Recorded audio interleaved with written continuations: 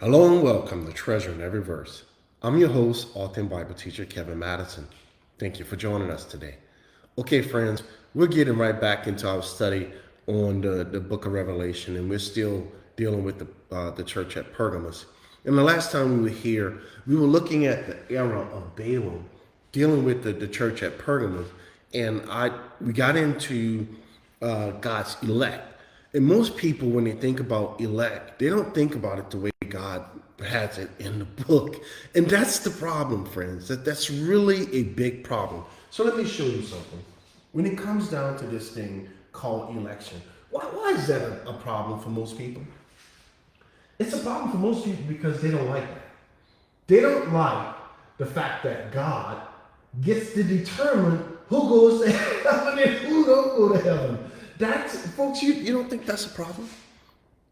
You don't think that's a problem when humans, wicked, vile, wretched, unholy, specks of dust try to determine for God who should go to heaven and who should not?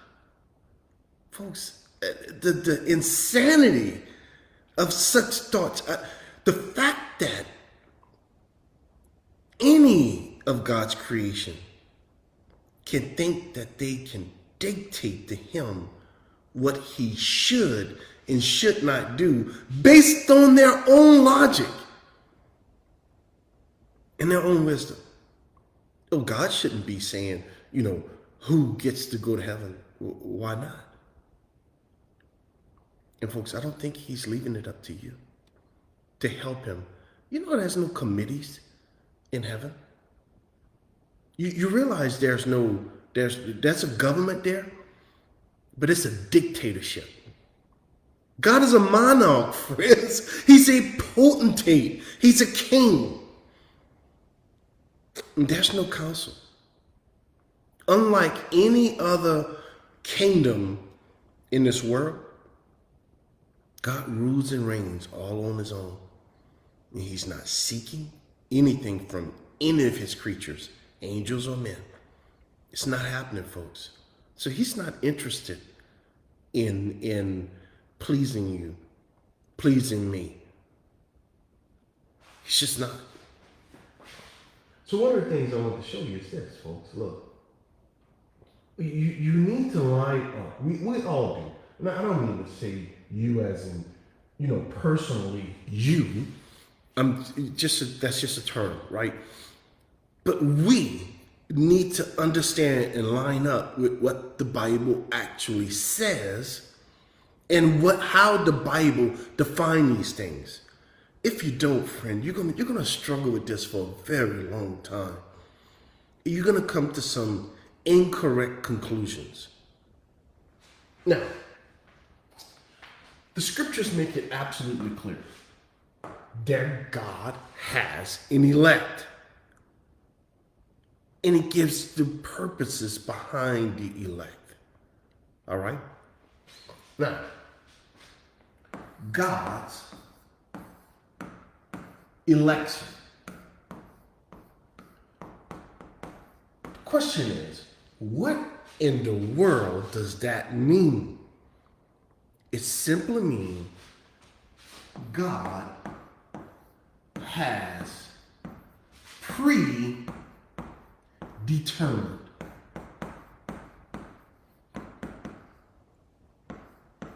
God predetermined to do certain things.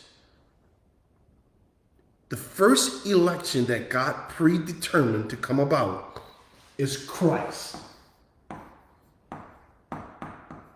That's the first. He calls Christ my elect. Why is Christ first? Because God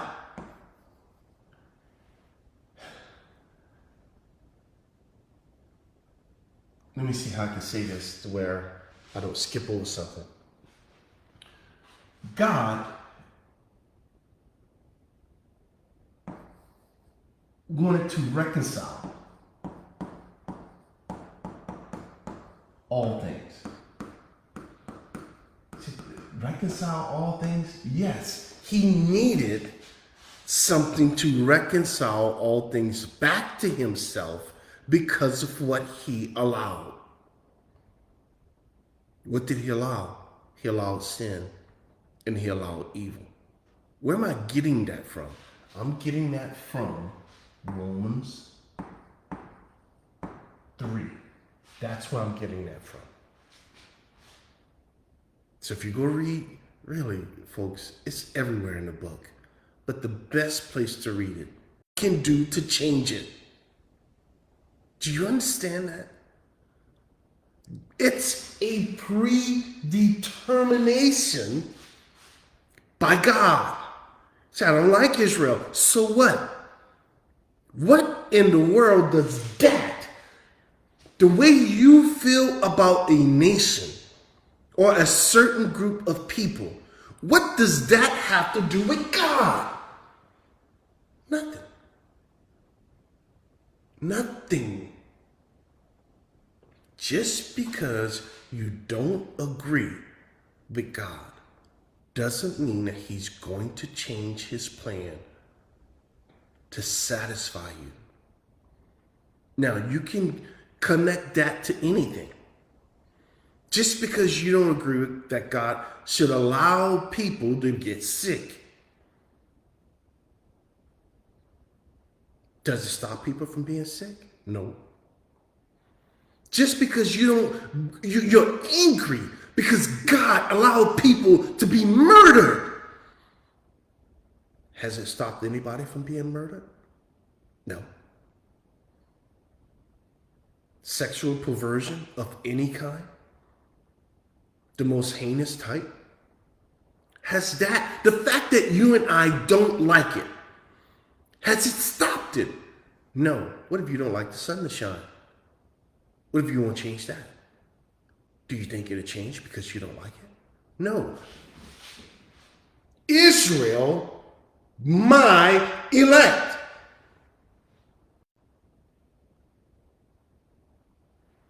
It's predetermined, friends. There's absolutely positively nothing you can do about it. Get over it. Find out why God did that. How are you going to do that? Go read the book, man. There's a purpose behind that. Now, this is what I'm showing. I showed you last time we were here why Christ is the elect. He's the Lamb. He's God. He's God's bridge to the reconciliation. The Redeemer, so it goes like this, right? So you have this predetermined plan of revelation of attributes, revealed attributes. That's what God is doing. He's showing you himself. Christ Jesus is the bridge. So Christ comes here, right? That's Christ. He's the reconciliation. He's the Redeemer between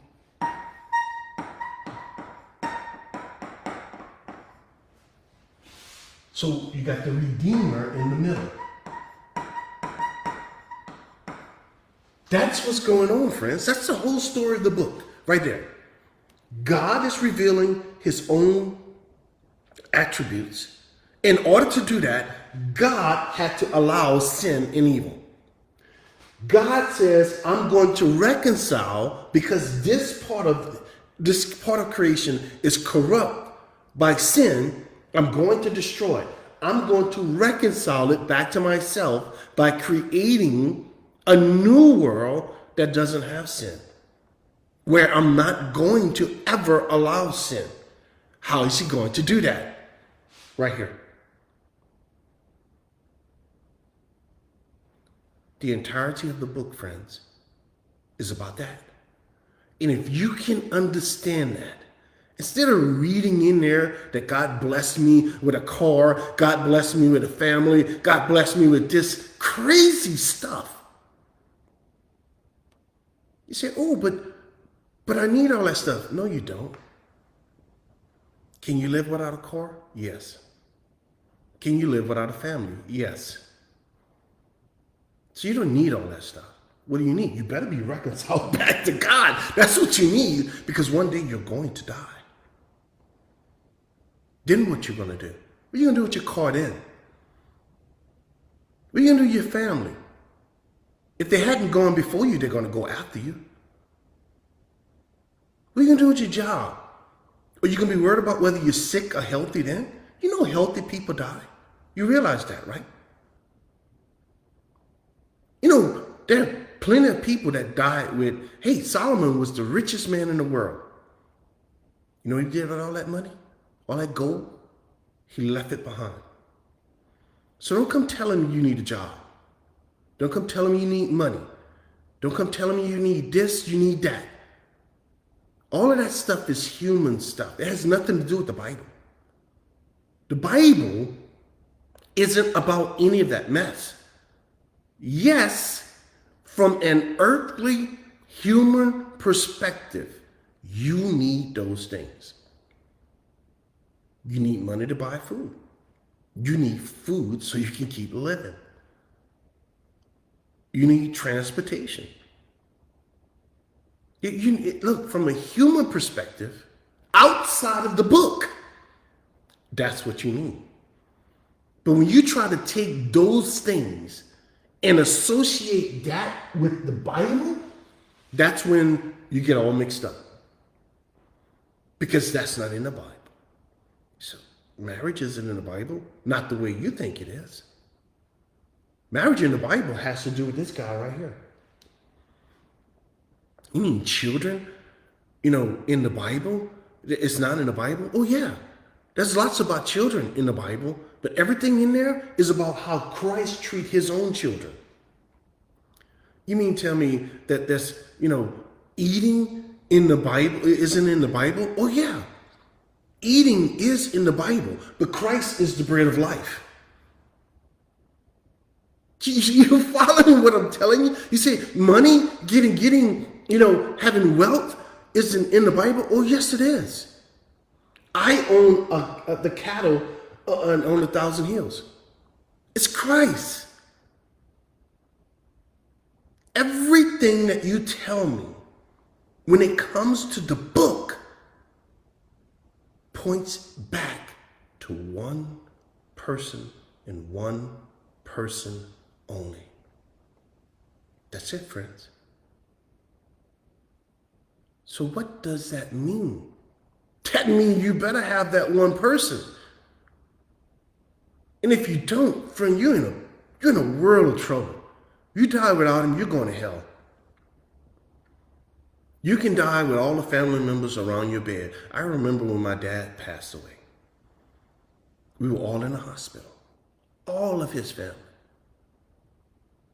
We were all around his bed. I was standing over him. I literally watched him take his last breath. And what did that do for him? Nothing. He probably didn't even know that I was standing over him while he took his last breath. What's my point? When he took that last breath, and I love my dad, if he didn't have Christ, you know where he's at? He's in hell. Did he have Christ? I believe he did. I believe with all my heart he was a man of God. He preached the word. But what does that mean? I don't mean anything. That's what that means. That means I don't know. But based on what I've seen, Kevin's observation, the answer is yes. So I'm going to meet him again. Why? Because he preached? No, man. I mean, preachers out there that's not even saved. Because he had Christ. So what's God's point? God's point is Christ, my elect. The entirety of the book, friends, if you're going in there looking for anything else, I'm telling you, you're going to be in a world of trouble. You're going to find those things, but you're going to miss the true meaning of them because you're looking for things and not the man. God has predetermined that Christ, his elect, will reconcile all things. And you're going to find that also in 1 Corinthians chapter 15. Okay. Now, Israel, my elect. What in the world is that about? That's about bringing Christ into the created world. That's what that's about. Why did God choose Israel? Because the Jews are such fabulous, wonderful people. Get the heck out of here.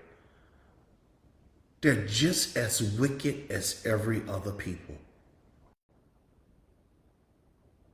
They're just as sinful as every other people.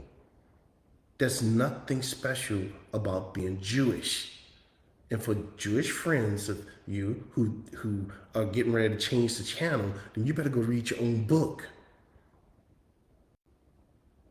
All have sinned. Friend, I don't know where folks get this. There's some special treatment for anybody in the book.